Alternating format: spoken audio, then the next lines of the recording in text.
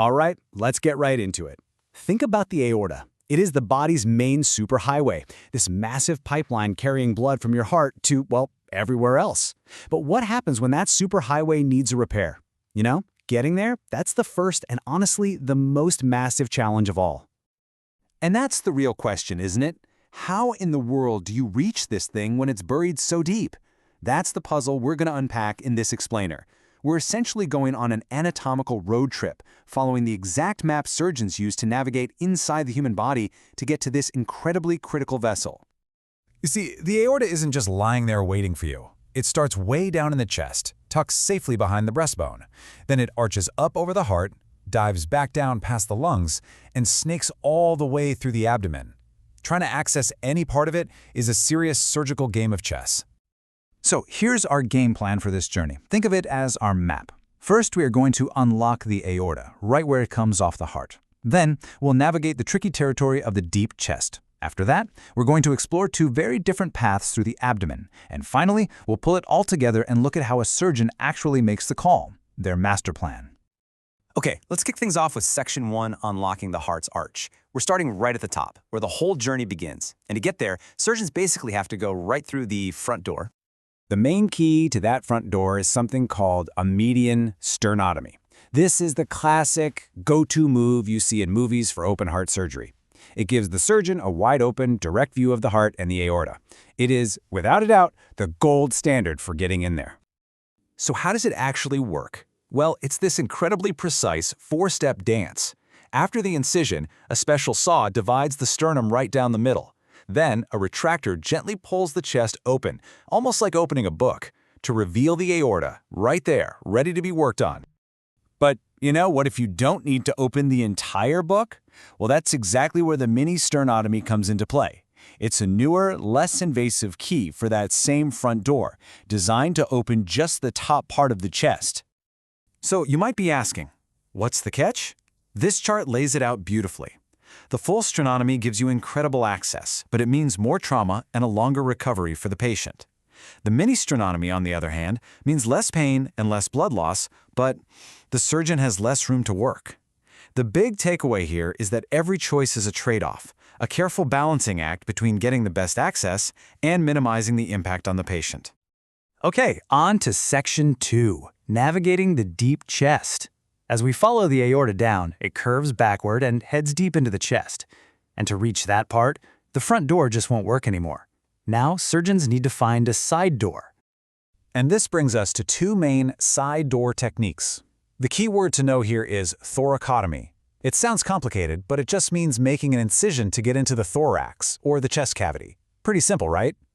First up, we have the clamshell, and yes, it is every bit as dramatic as it sounds. The incision goes all the way across the chest. The sternum is divided horizontally this time, and the whole chest wall is hinged open, giving the team absolutely massive exposure. Now, you don't use a tool this powerful for just any old job.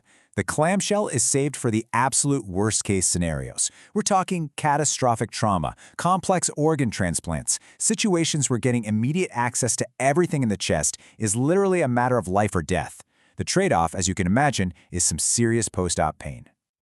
A much more common side door is the left posterolateral thoracotomy. For this one, the patient is actually positioned on their right side, and the surgeon makes a curved incision on the left side of their back, slipping between the ribs to get to the aorta. And here's where things get really incredible. To create enough space to operate, the anesthesiologist has to perform something called single lung ventilation. They literally deflate the left lung for a little while just to get it out of the way so the surgeon has a clean, clear shot at the aorta. It's an amazing display of teamwork and skill. All right, we have made it through the chest. Now for Section 3, the two different paths through the abdomen. As we hit this final leg of the aorta's journey, surgeons have to make a pretty fundamental strategic choice. This quote from one of the sources we looked at frames it perfectly. The choice is between a retroperitoneal or a transperitoneal approach. Okay, so what on earth does that actually mean? Let's break it down. The easiest way to think about this is scenic route versus straight through the middle. The transperitoneal approach is straight through the middle. You open the main abdominal sac, the peritoneum, and you have to move the intestines and other organs out of the way. The retroperitoneal approach, on the other hand, is the scenic route. The surgeon carefully dissects behind that sac, getting to the aorta without ever really disturbing the bowel at all. So why would you ever take the scenic route? Well, as you can see here, the benefits are pretty huge.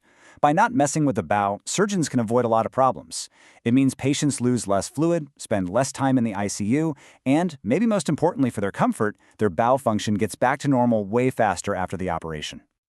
Okay, so if the scenic route is so great, why does anyone ever go through the middle? Well, because sometimes you just have to. If the surgeon needs to work on the vessels that branch off the aorta, like the arteries going to both kidneys, that direct transperitoneal approach gives them the best possible view and access. It's always about choosing the right tool for the specific job. So we've looked at all these different roadmaps to get to the aorta. Now for our final section, the surgeon's master plan. How do they actually decide which one of these paths to take on any given day? This table is a fantastic little cheat sheet that sums it all up. The median sternotomy, that's your workhorse for the top of the aorta.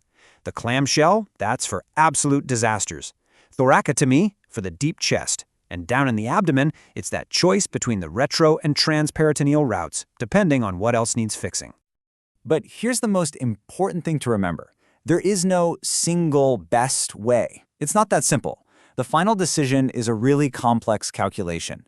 The surgeon is weighing the disease, the patient's specific anatomy, their overall health, and just how urgent the situation is, to pick the one roadmap that gives that one patient the very best shot at a good outcome. And all of this leaves us with a pretty fascinating question for the future, doesn't it? We've just mapped out these incredibly complex, invasive procedures. But as technology like robotics and less invasive techniques keep getting better and better, you have to wonder, which of these classic open roadmaps will be the first to become a relic of medical history, replaced by just a tiny little incision and a camera? Definitely something to think about.